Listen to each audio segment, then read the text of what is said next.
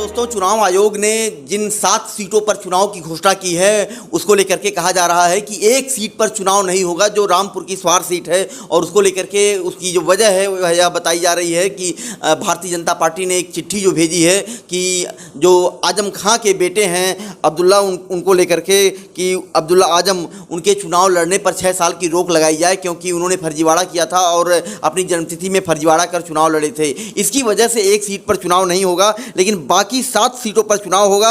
और चुनाव आयोग ने उसकी तिथि घोषित कर दी है। 3 नवंबर को 7 सीटों पर मतदान होगा और इसका परिणाम 10 नवंबर को घोषित किया जाएगा, यानी 10 नवंबर को नतीजे आएंगे।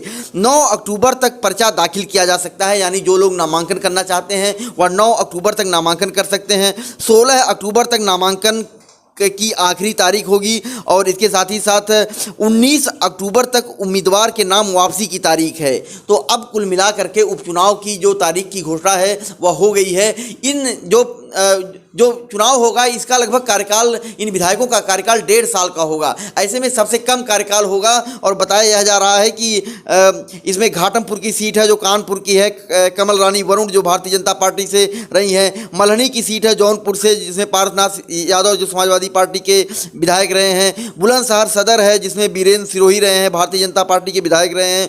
टुडला फिरोजाबाद की सीट है जिसमें प्रोफेसर एसपी सिंह बघेल हैं जो भारतीय जनता पार्टी के यहाँ पर विधायक रहे हैं। बाद में वह लोकसभा सांसद चुन लिए गए थे। देवरिया सदर की सीट है जिसमें जन्मेजय सिंह है। बांगर मऊ है, कुलदीप सिंह सेंगर की सीट है जिसमें भाजपा ने उन्हें निष्कासित कर दिया था।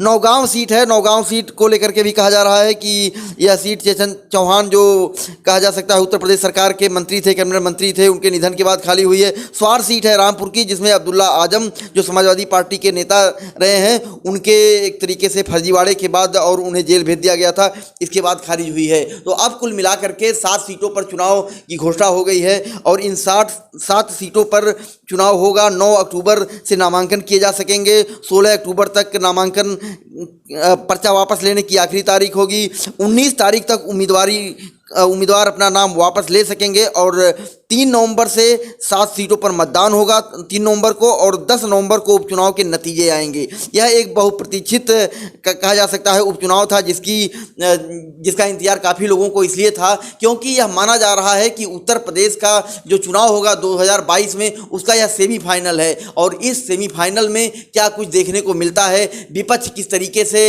अपना प्रदर्शन कर पाता है, क्योंकि सरकार को लेकर के विपक्ष हमेशा सवाल खड़े करते रहा है, रोजगार को लेकर के, निजीकरण को लेकर के, इसके साथ ही साथ सरकार के कोरोना को लेकर के जो तैयारियां बेहतर नहीं हो पाई हैं, लोगों का रोजगार चला गया है, इसको लेकर के भी विपक्ष सवाल करता रहा है। लेकिन उपचुनाव में ये मुद्दे एक तरीके से मतदाताओं को प्रभावित करते हैं या जातीय फैक्टर एक बार फिर सामने आएगा, यह अपने आप में इस बार सबसे अहम है। अब देखना यह है कि किस तरीके से मतदाता जो 6 सीटें हैं, इन 7 सीटों में वो 6 सीटें भारतीय जनता पार्टी के कोटे की हैं, 1 सीट जो मल्हनी है वह समाजवादी पार्टी के कोटे की है। ऐसे में समाजवादी पार्टी को भी एक तरीके से बड़ा चैलेंज है समाजवादी पार्टी के ऊपर कि वह 1 सीट से आगे बढ़ पाती है या नहीं, और भारतीय जनता पार्टी के ऊपर एक बड़ा चैलेंज यह है कि वह 6 सीट अपनी बचा पाती है या नहीं। ऐसे में भारतीय जनता पार्टी और समाजवादी पार्टी के बीच उपचुनाव में एक बड़ा मुकाबला देखने को मिल सकता है। फर्क इंडिया के लिए अखिलेश कृष्ण मोहन।